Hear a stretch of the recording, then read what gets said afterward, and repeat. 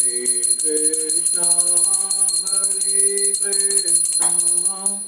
कृष्ण हरे हरे हरे राम हरे राम राम राम हरे हरे गोविंद बोलो हरि गोपाल।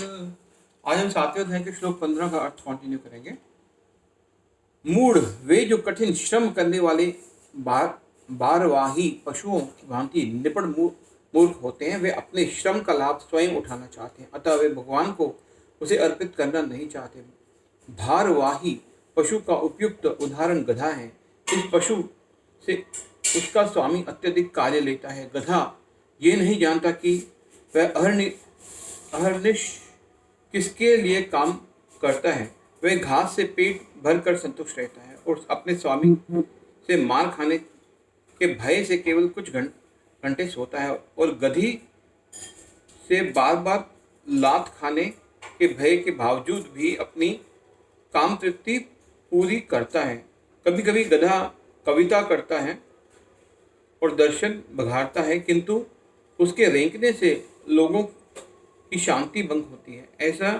ऐसी ही दशा उन सकाम कर्मियों की है जो ये नहीं जानते कि वे किसके लिए कर्म करते हैं। वे ये नहीं जानते कि कर्म यज्ञ के लिए है।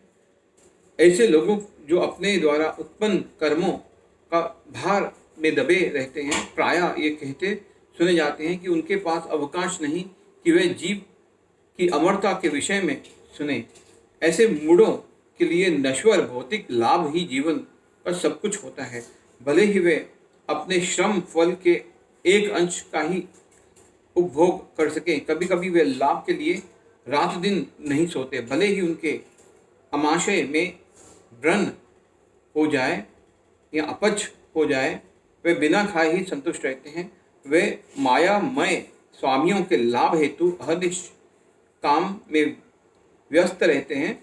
अपने असली स्वामी से अनभिज्ञ रहकर ये मूर्ख कर्मी माया की सेवा में व्यर्थ ही अपना समय गंवाते हैं। दुर्भाग्य तो ये है कि वे कभी भी स्वामियों के परम स्वामी की शरण में नहीं जाते, ना ही वे सही व्यक्ति से उसके विषय में सुनने में कोई समय लगाते हैं। जो सूकर विष्ठा खाता है वह चीनी तथा घी से बनी मिठाइयों की परवाह नहीं करता, उसी प्रकार मूर्ख कर्मी इस नश्वर जगत की इंद्रियों के सुख देने वाले समाचारों को निरंतर सुनता रहता है, किंतु संसार की गतिशील बनाने वाले शाश्वत जीवित शक्ति प्राण के विषय में सुनने में तनिक भी समय नहीं लगाता।